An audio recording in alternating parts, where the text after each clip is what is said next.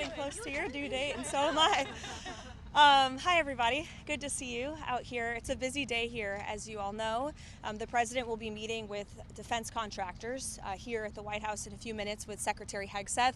This is a pre-scheduled meeting, and the purpose of it is to talk about the president's aggressive and fierce support for rapidly increasing the ability of U.S. manufacturers to produce American-made weapons, which we know are the best in the world. The president signed an executive order on this earlier this year. This is a long-held policy objective of this administration, and so he'll be speaking directly with these defense contractors. But of course, as the president has maintained, we have more than enough ammunition, weapons, stockpiles to achieve the objectives of Operation Epic Fury and beyond. After that, you'll be hearing from the president directly at 4 p.m. in the East Room at the College Sports Roundtable. We have coaches and we have scholars and we have athletes from around the country who will be joining. I know some lawmakers will be up there as well. President, again, a long-sought goal is to fix college sports, and so he'll be holding a roundtable to hear from all of these great people in this afternoon, and you'll see him up there as well.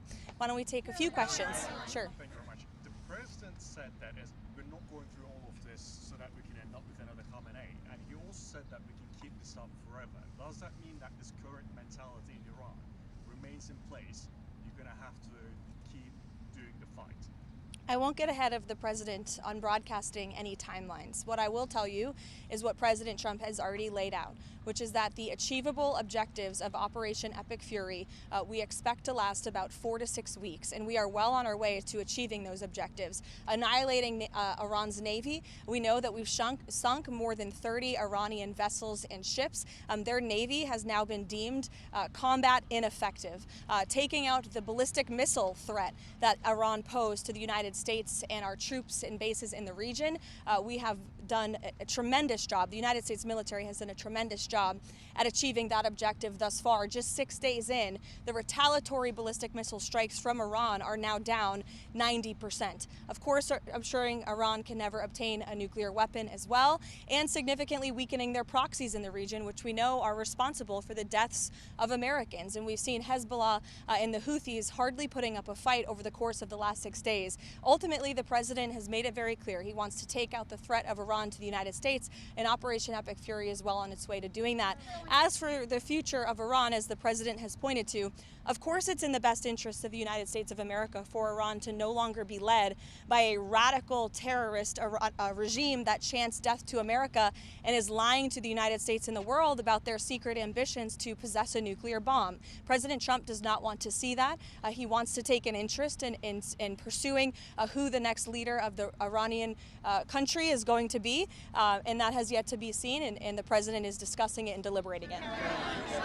Kristen. What you just said on Fox that it doesn't really matter if Russia is giving Iran information about military assets. Why doesn't it matter if U.S. military is put in danger by Russia? And is that what the president believes as well?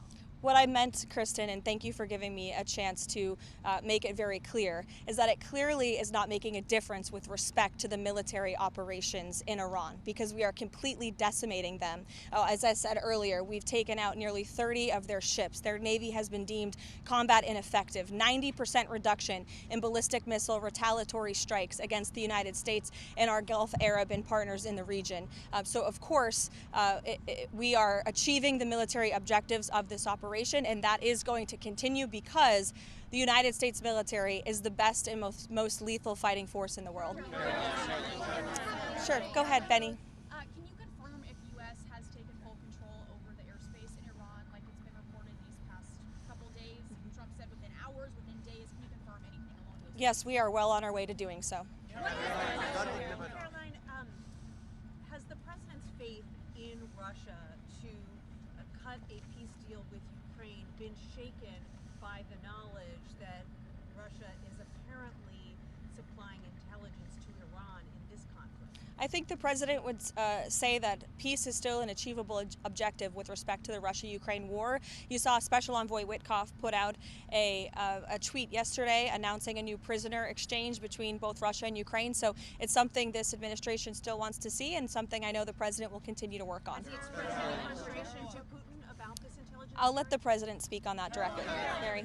What does the president mean when he calls for unconditional surrender? Is he saying that the regime has to fully relinquish relinquish control? What the president means is that when he, as commander-in-chief of the U.S. Armed Forces, determines that Iran no longer poses a threat to the United States of America and the goals of Operation Epic Fury has been fully realized, then Iran will essentially be in a place of unconditional surrender. Whether they say it themselves or not, frankly, they don't have a lot of people to say that for them, because the United States and the state of Israel have completely wiped out more than 50 leaders of the former terrorist regime, including the supreme leader himself. Monica. Thank you, Karoline. The president had a July 4th deadline for the One Big Beautiful Bill. Does he see a deadline for the Save America Act? As I know that's a priority of his to get passed. As soon as possible, I know the president would say. This is a huge priority for the president. It remains one. I know he has added on some priorities to the Save America Act in recent days, namely no transgender transition surgeries for minors. We are not going to tolerate the mutilation of young children in this country, and no men in women's sports. And the president putting all of these priorities together, it speaks to just how common sense they are. These are all common sense priorities of this president that are backed by the vast majority of Americans, and he wants Republicans to act on them as quickly as possible. Thank you. Ken Paxton laid out some conditions yesterday, saying that he would drop out of the race if Senate leadership on the Republican side agreed to, getting rid of the filibuster, for example. What are the president's thoughts on that? I won't get ahead of the president on the Texas Senate race. I know it's of great interest to everyone. I'm no longer his political spokesperson. I'm a government spokesperson, so I'll let him speak on that directly. You elaborated on the president's decision to tap Markwayne Mullins as the next DHS Secretary. Can you talk a little bit about the rationale for the choice, why Mullins was the best candidate in his eyes, and also your message to congressional Democrats who continue to keep the DHS unfunded? Yeah, well, Senator Markwayne Mullins has been a strong friend of the president and a big supporter of the president's immigration policies. Not only that, he's exceptionally talented, qualified, and I know well respected by his peers on Capitol Hill from both sides of the aisle. So we look forward to his expeditious confirmation, and I know the White House will be working with our counterparts in the Senate to make that happen as quickly as possible. Sure. Thank you, Karoline. The president has said he wants to be involved in Iran's future. He has also called the son of Supreme Leader Khamenei a lightweight, and he has also said that United States strikes have taken out the potential candidates. So does the United States now have any candidates, or looking at candidates who may lead Iran for the future? I know there's a number of people that our intelligence agencies and the United States government are looking at, but I won't get any further on that. Sure. Is the president satisfied with the pace of the investigation into whether the U.S. military did hit that Iranian school? Is the White House concerned that this was the United States? Again, as I said at the briefing 2 days ago, I don't have any updates with respect to the investigation. I would expect those to come from the Pentagon. Sure, Haley. That the U.S. was operating in the region of the school. Again, I don't have any updates for you on the investigation. Those will come from the Pentagon directly. Haley. Does the president believe Russia should face repercussion for providing intelligence to Iran as part of the U.S. military? Again, I'll let the president speak on that directly. Do you have any comment, Sure. Karoline, do you have any comment on the MAGA influencer divide on the Iran war? It seems like everything on X is everybody's going at each other. Any message to both sides of the aisle? I would just remind people, X is not real life. This president lives in the real world. And with respect to MAGA, President Trump is the leader of MAGA. He's the creator of the MAGA movement. And there is nothing more America first than taking out terrorists who have maimed and killed our own servicemen and women, who chant death to America and who pose a threat to the homeland. And so President Trump is a leader of the peace through strength foreign policy doctrine. He attempted peace through diplomacy exhaustively and extensively with the rogue Iranian regime.